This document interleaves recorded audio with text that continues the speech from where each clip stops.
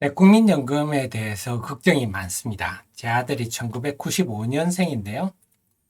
지금 아빠, 국민연금 우리는 못 받네요. 90년생부터 최근 나온 얘기가 국민연금이 고갈돼서 못 받는다 이런 얘기가 나오니까 요즘 젊은 세대들은 국민연금 이거 내지 맙시다 하면서 오히려 세대 간 갈등 요인이 되고 있고, 그러다 보니까 정치권에서도 국민연금을 개혁해야 된다 이런 얘기들이 나오는데, 과연 무엇부터 개혁을 해야 될지, 그래서 어떻게 하면 우리 자식 세대들이 국민연금을 받게 될지 이 고민을 오늘 한번 해보도록 하겠습니다. 자, 이미 정부에서는 얘기를 했습니다. 지난 1월 17일 날 보면요. 1월 27일 날 보면 이미 정부에서 재경추위에서 2055년이 되면 기금이 소진될 위기에 직면한다. 그럼 못 받는 거죠. 2055년이니까 1990년생들이 65세부터 국민연금을 받는 거 아닙니까? 그러다 보니까 65세 될 때 우리 90년생은 못 받구나 이런 얘기가 되는데요. 자, 그러다 보니까 정부에서 지금 이제 어떤 얘기나 하는 이제 개혁한다고 합시고 하는 얘기가, 지금 우선 국민연금 보험료율 지금 9% 낮다. 15%로 올리자. 이런 얘기를 우선 하고 있습니다. 이때 우리는 좀 열받죠. 뭐냐 하면 이런 얘기가 뭔 얘기 나냐면요. 공부를 별로 하지도 않는 학생이 컴퓨터 사주세요. 뭐 책상 좋은 거 사주세요. 뭐 이런 얘기나 똑같거든요. 공부를 정말 열심히 잘 해서 한도까지 한 다음에 이제 공부는 최선을 다했으니까 다른 환경을 좀 해주십시오. 이런 얘기를 하면 몰라도, 지금 여러분 아시겠지만 지금 우리나라가 1%만 운용 수익률이, 국민연금 운용 수익 1%만 올라도 고갈 시점을 8년을 늦출 수 있다. 그러면 지금 2055년인데 지금부터 1%만 올리더라도 8년씩 늘어난다는 거 아닙니까? 그럼 지금 중요한 게 뭐냐? 이 요율을 올리는 게 중요한 게 아니라, 지금 요율을 올리자부터 얘기할 게 아니라 지금 우리가 제대로 하고 있느냐? 이거부터 살펴봐야 되는데요. 당연히 지금 우리 잘 안 되고 있죠. 뭔 얘기냐면요. 지난 10년간 세계 각국의 주요 연기금 일본이 세계 1위죠. 일본 공적연금 1위고 우리나라가 지금 3위 정도 될 겁니다. 노르웨이도 크고요. 1한데, 자, 지금 보면 캐나다가 1등이네요. 지난 10년간 보면요. 우리나라가 꼴찌네요. 그 꼴찌 앞이 일본이네요. 한국과 일본이 꼴찌를 다투고 있다. 이 정도에 그치지 않고요. 수익률을 다른 자료를 한번 보면요. 이건 WSF 자료를 보면요. 지난 2016년부터 21년까지 보면 우리나라가 30거 중에 26등이다. 꼴찌에 가깝다. 그러니까 지금 우리는 공부는 굉장히 못하는 학생이죠. 공부를 지금 굉장히 못하는 학생이 반성하지도 않고, 지 공부 못한다는 얘기는 안 하고, 뭐, 컴퓨터 바꿔주세요. 뭐 이런 얘기를 하고 앉았거든요. 그래서 지금 보면요. 참 부러운 얘기인데, 부동의 1위는 싱가포르 투자청입니다. 싱가포르 투자청 하면 여러분 셀트리온 투자로 알죠. 그래서 결국은 참 이 1위는 왜 공부를 잘하는지 우리가 살펴보고 따라가야 되는데, 지금 보시다시피 우리가 공부를 이렇게 못하는 이유는요. 이유는 간단합니다. 공부 못하는 애를 따라서 하고 있거든요. 이걸 한번 봐드릴까요? 자, 우리나라가 공부를 못하는 이유는 아까 일본을 하고 지금 꼴찌를 다투고 있지 않습니까? 꼴찌를 다투는 일본을 뺏겨버려서 그래요. 이게 뭔 얘기입니까? 하니까요. 일본은 후생 노동성, 우리가 지금 보건복지부죠. 그러니까 우리나라가 왜 일본보다 늦게 연기금을 하면서 일본을 뺏겼냐면, 일본이 후생성이 있으니까 우리도 같은 게 보건복지부잖아요. 그 보건복지부 산하에 둔 거예요. 그래서 지금 우리는 맨날 뭐 탈일본 어쩌고 저쩌고 하지만 실제로는 계속 따라합니다. 따라하는 거는 좋은데, 우리가 일본 이거 1등이다. 1등을 따라한다. 그럼 오케이인데요. 꼴찌 하는 데를 지금 따라하고 있으니까 우리가 꼴찌가 되는 거죠. 그 다음에 독립행정법인이죠. 행정법인. 독립은 뭔 개뿔입니까? 행정법인인데 우리도 국민연금공단이 운용을 하고 있죠. 그 다음에 기금운용위원회가, 이건 일본이라 이름도 똑같이 만들었어요. 기금운용위원회가 지금 하고 있고, 그 위원회 구성은 후생 노동대체, 우리는 뭐 보건복지부 장관쯤 되겠죠. 임명하는, 관이 임명하는. 우리나라는 더합니다. 뭐 복지부, 뭐 각종 정부에다가 민주노총, 한국노총까지. 자, 이런 거는 우리 국민연금이 자세히 사실 설명을 하고 있어요. 자, 우리나라의 기금운용본부 하면요. 자, 이것도 한번 볼까요? 이것도 다 국민연금에서 얼마나 잘 하고 있나 좀 소개하는 건데요. 자, 본다면요. 세계 최대 규모를 자는 일본 후생연금, 우리 국민연금, 네, 딱 그냥 서로 같이 꼴등들이 모였다고 아예 구분을 해줬네요. 그래서 일본 같으면, 일본은 GPIF라고 했는데요. 캐나다를 여기 설명을 들었어요. 이게 좀 어떻게 보면 속마음이지 않나 이런 생각도 해봅니다. 이거를 쓰는 사람의. 그래서 그 정부로부터 독립이라는 표현을 썼거든요. 근데 우리 국민에게는 국민연금공단 산하 기금운용본부에서 전담하고 있다. 그래서 요 대목을 보면 우리도 이렇게 가야 된다 하는 걸 애둘러서 표현을 한 것 같습니다. 그래서 보면 우리나라는 본다면요.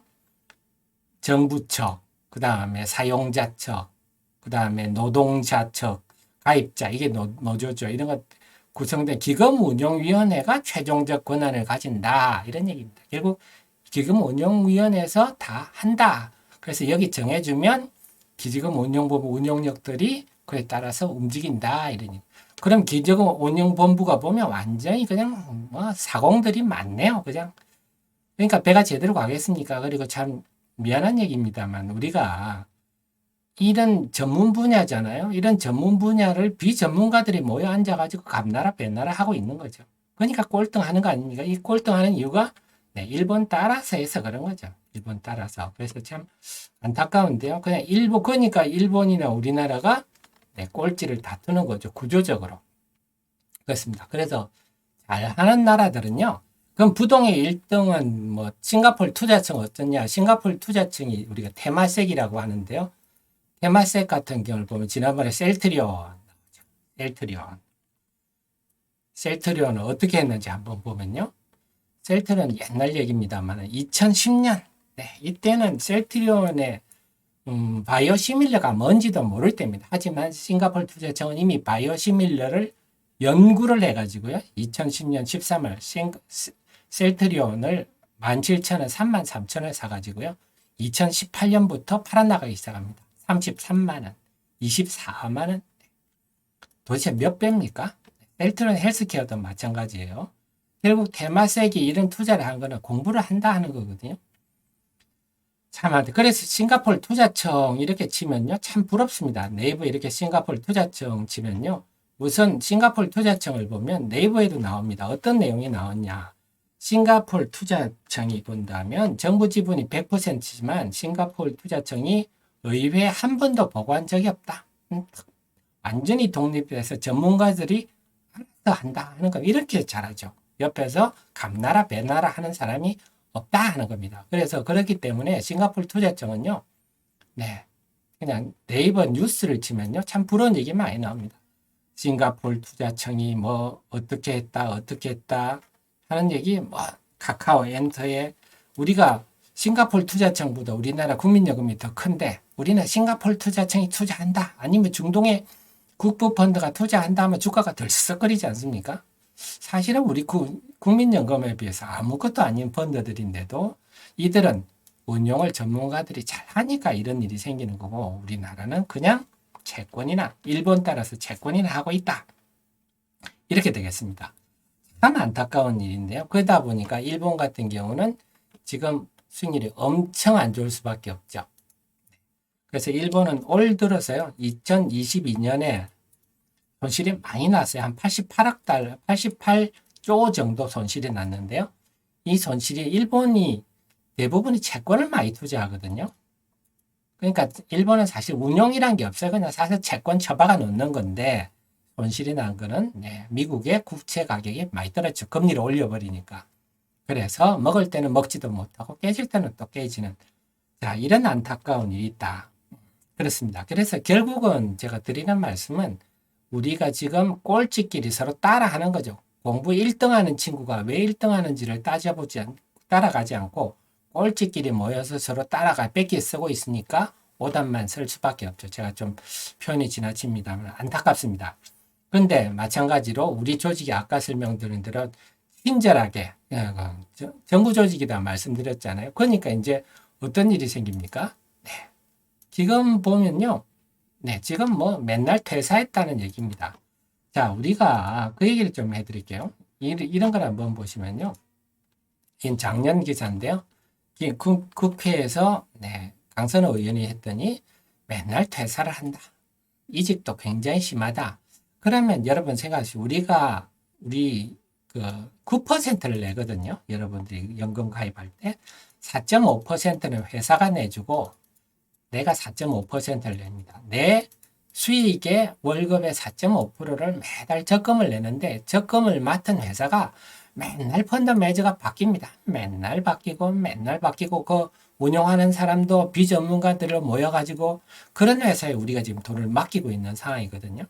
만약에 우리가 정말 내 월급의 4.5%를 적금을 든다 하면 여러분들이 어느 회사 가보지? 삼성에 가볼까? 뭐 대우에 가볼까? 뭐 미래에셋에 가볼까? 뭐 이런 것도 따져보고 펀드 매니저가 누구지? 아니면 어느 자산운용사가 잘하지?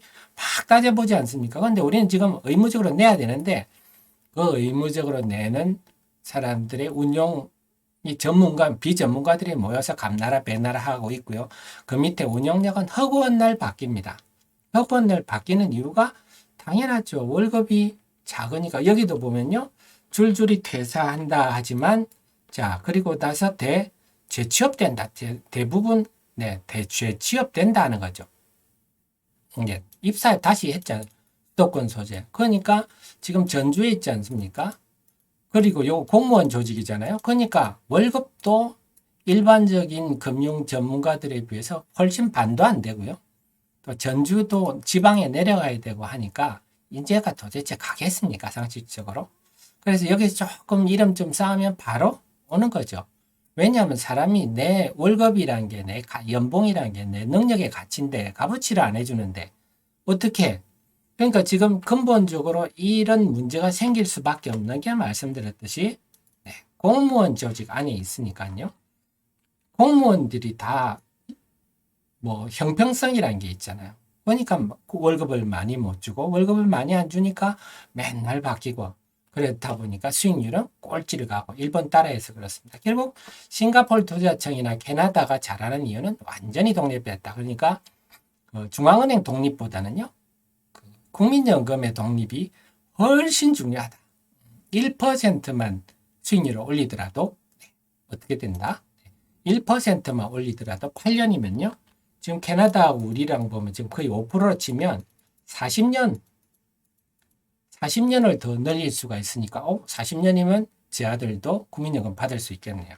그래서 제가 드리는 말씀은 뭐냐? 지금 제일 국민연금의 개혁 얘기가 되고 있는데요. 여유를 올리는 게 중요한 게 아니라 좀 공부부터 좀 합시다. 잘하는 사람들은 왜 잘하는지, 싱가포르 투자청은 왜 잘하는지 핵심은 독립이거든요. 독립이고 인재들이 올 수 있는 조건을 만들어주면 엄청난 돈이 벌리고 그렇게 되면 국민연금을 국민한테 부담을 덜 주고도 충분히 할 수 있다.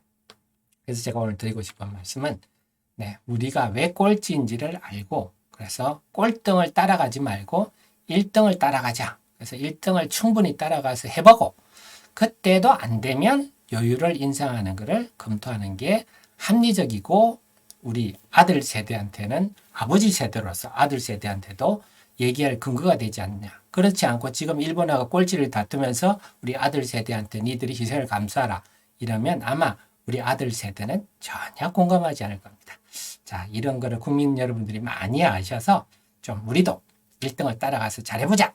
이런 분위기가 먼저 형성되는 게 필요하지 않나 싶습니다. 저는 다음 이 시간에 또 찾아뵙겠습니다. 고맙습니다.